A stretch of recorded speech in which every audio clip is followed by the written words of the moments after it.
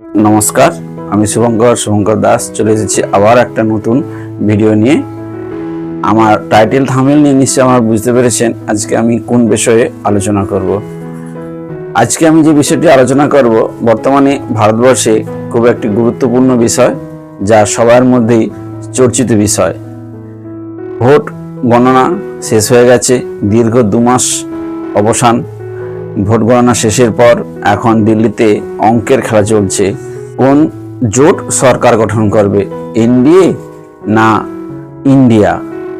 NDA পেয়েছে 292টি আসন, India পেয়েছে 233টি আসন ও অন্যান্যরা পেয়েছে 17টি আসন।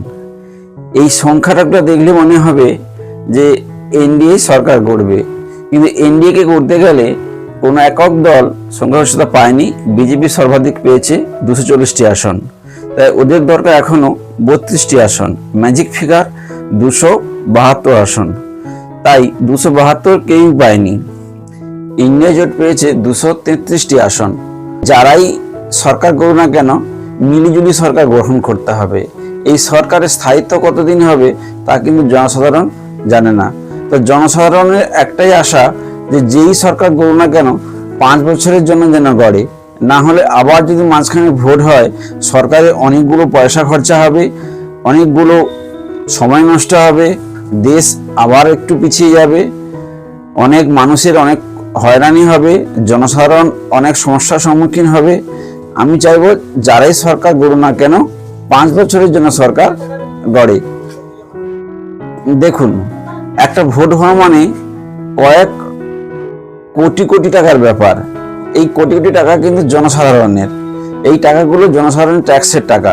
তাই আমি চাইবো না এই জনসাধারণের ট্যাক্স টাকাগুলো এইভাবে অপচয় হোক। একরকম নিশ্চিত যে চন্দ্রবাবু নাইডু নীতিশ কুমারকে সঙ্গে নিয়ে মোদিজি তৃতীয়বারের জন্য সরকার করার জন্য রাষ্ট্রপতি দ্রৌপদী মুর্মুর কাছে আবেদন করবেন।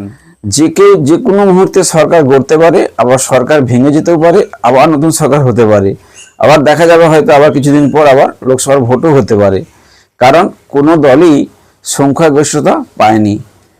যে সরকারই গড়ুক না কেন, যদি সংখ্যাগরিষ্ঠতা নিয়ে না সরকার গড়তে পারে তাহলে সে কিন্তু তার মতন করে সরকার চালাতে কখনোই পারবে না।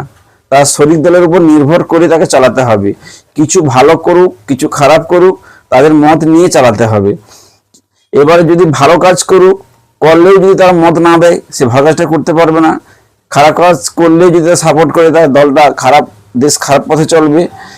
সরকার 5 বছরের জন্য হয়, যেই গড়ুক তাকে আলটিমেট ড্রিম ফ্যামিলির পক্ষ থেকে অসংখ্য ধন্যবাদ। আমরা ভারত সরকারটাকে ভালো করে চালান, ভারতের উন্নতিকে বজায় রাখুন, পৃথিবীতে যাতে ভারতের একটা স্থান তৈরি হয়, পৃথিবীর মধ্যে যেন ভারত একটা উজ্জ্বলতম স্থান হিসেবে পৌঁছতে পারে, এটাই চাইবো। আজকে এখানেই রাখি, দেখা হবে পরবর্তী একটি নতুন ভিডিওতে। ততক্ষণ আমরা সবাই ভালো থাকুন।